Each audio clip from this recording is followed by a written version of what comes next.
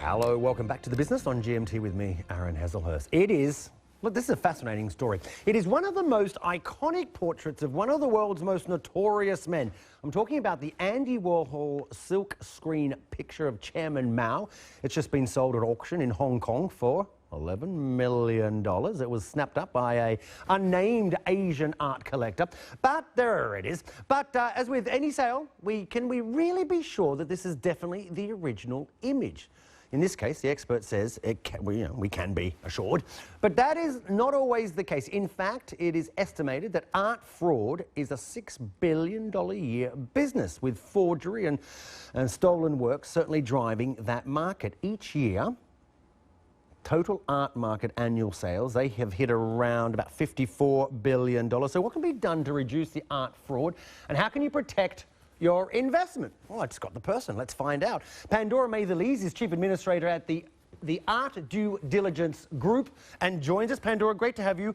This is a new group, isn't it? Just let's explain that you've all come together to make sure these don't get out, forgeries.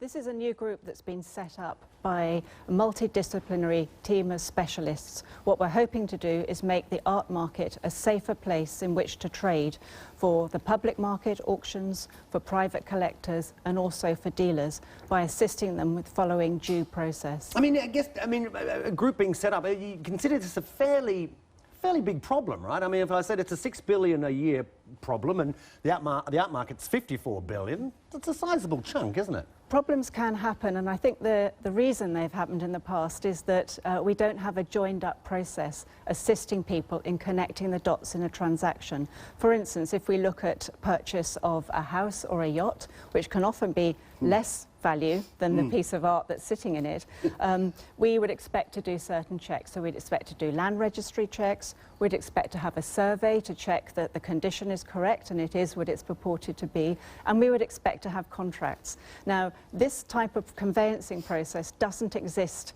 in its entirety in a joined-up way in the art market at present. So this is what we're trying to do to create a standard of best practice. What's interesting is, and we've talked a lot about the investment of art on this program, especially post the financial crisis. A lot of people were looking where to put their money. They weren't getting good returns, interest, hardly any interest rates.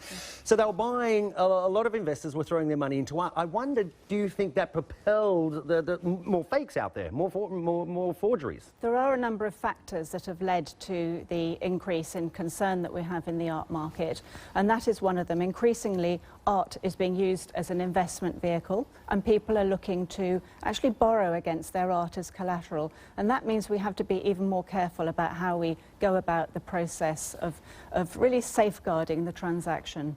And just very briefly, I mean, you've looked at forgeries yourself. You've been in the game. I mean, is it a tough?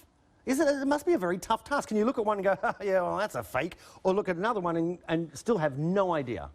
It's very difficult because often one sees fakes in isolation, not as a group together. So it is difficult. I have worked with a scientific laboratory, and what we have found is that technical analysis is now becoming much more sophisticated.